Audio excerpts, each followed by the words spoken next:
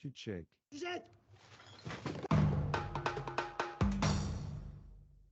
Terminal, terminus. Check.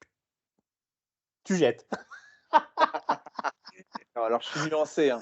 Je suis nuancé, je l'avais déjà dit la dernière fois. Moi, c'est vraiment mon côté nostalgique de H et du duo, en tout cas, de Ramsey et de Jamel qui m'a fait sourire. Mais oui, effectivement, je sais où tu vas en venir et je ne peux pas te contredire. C'est une mauvaise série. C'est pas une mauvaise série, là, ils nous font un gros droit d'honneur en nous hurlant les pires insultes, quoi, dans cette série. C'est pas possible de laisser passer ça, quoi. C'est pas possible que ce soit diffusé, c'est pas possible de chercher des excuses. C'est une infâme merde. C'est-à-dire que même dans la série, dans ceux qui y jouent, tu vois qu'ils y croient pas, tu vois qu'ils savent qu'ils font de la merde, mais ils en ont rien à foutre parce que ils ont pris l'argent. Ben, ok, jouons sur nostalgie, il y aura toujours quelqu'un à qui ça plaira, et prenons le fric. Et il n'y a rien à dire, il y a pas d'écriture de scénario. On va pas me faire croire que c'est du scénario. Tu as fait du théâtre, tu vois très bien lorsqu'ils sont dans le bureau de Janelle, qui sont en impro total, et puis ils savent pas comment rebondir, ils savent pas quoi faire, ils répètent qu'est-ce qu'on fait, et ça passe, même pas ils coupent, ils continuent. C'est une catastrophe ambulante, une catastrophe, et puis des gags, quels gags.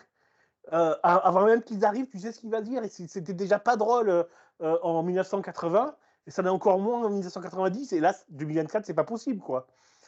C'est une catastrophe. Catastrophe. C'est le délire de deux amis qui se sont dit allez, on va revivre nos belles années. C'est peut-être la crise de la cinquantaine, quarantaine, cinquantaine, non, cinquantaine plutôt. Ils sont Non, plus proches de la tu es trop gentil là, je te coupe, hein, mais tu es trop gentil. C'est pas la crise des vieux amis qui disent allez, on va revivre notre jeunesse. Non, non, non, c'est des gars cyniques qui sont pétés de thunes et qui vivent dans les beaux quartiers de Paris et qui se sont dit est-ce qu'il n'y a pas un moyen de se faire encore plus de fric. C'est ça le problème. Et moi, je leur dis allez vous faire enculer, quoi. Prenez votre merde et nettoyez-moi ça, quoi. Je peux pas te contredire. Je pense qu'il y a une belle part de vrai dans ce que tu dis. Et voilà, moi je te dis, hein, c'est la nostalgie qui m'avait fait parler la dernière fois. J'avais vu que les 2 premiers épisodes, j'ai continué. Je t'avoue que je n'ai pas fini. C'est-à-dire que et je ne regarderai pas la suite parce que oui, effectivement, c'est beaucoup moins drôle que ce qu'on a pu connaître et ce qu'ils ont pu nous proposer. Et comme tu dis, hein, moi je suis d'accord avec toi, les acteurs ils ne croient pas du tout à ce qu'ils jouent. Ils savent en fait ils forcent, ils surjouent parce qu'ils savent qu'ils vont pas faire rire. Donc en se disant si je surjoue un peu, j'ai peut-être une chance d'arracher un sourire ou un petit rictus à quelqu'un. Ouais, ils sont en roue libre, mais en roue libre sans talent. C'est ça le problème, c'est qu'il n'y a plus de talent du tout là-dedans. C'est routinier, on repose sur les acquis, sur ce qui a fait rire. Et je parle pas de H, hein, sur ce qui a fait rire avant H. Ils en sont là, les gars. Il n'y a rien à sauver et c'est une honte. Et j'ai vu un commentaire sous la vidéo parce qu'elle est disponible. Le premier épisode est disponible gratuitement sur YouTube. Il y a un commentaire qui m'a fait extrêmement rire et qui résume tout.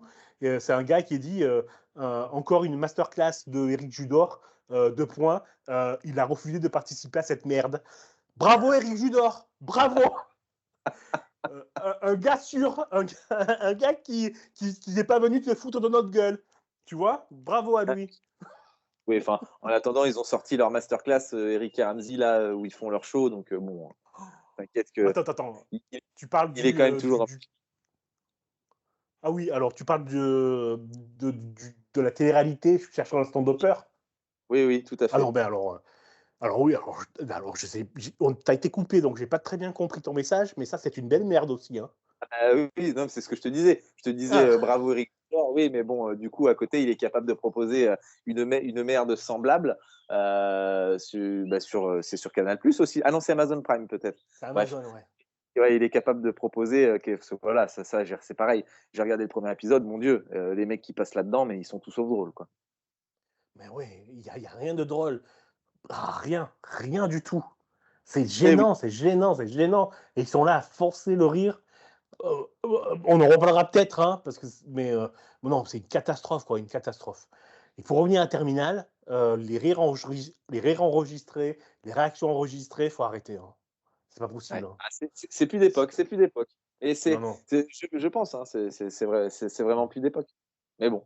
Ouais, Mais mais tu bon, vois, tu es je ne peux que oui, je cherche des excuses, tu as raison, mais parce que c'est des comiques qui ont fait ma jeunesse et que voilà, je ne suis pas objectif, je suis d'accord avec toi et je ne peux que corroborer tes propos. Il n'y a pas de souci, tu as raison, tu es le maître ce soir, Chris. Tu aimes entendre ça, tu aimes ah la entendre vache. ça. Ah ben ça, tu vois, ça me met en joie, ça atténue ma douleur. Je suis heureux, je vais pouvoir me coucher tranquille et me réveiller de bonne humeur. Ben, tu sais quoi? Je te propose de terminer sur ça, je suis le maître. Ceci est un extrait de Et alors? Toute l'actualité culturelle, ou presque. Écoutez l'intégralité de l'émission disponible sur toutes les plateformes de streaming audio ou sur notre site internet lanuitdudimanche.fr. Merci.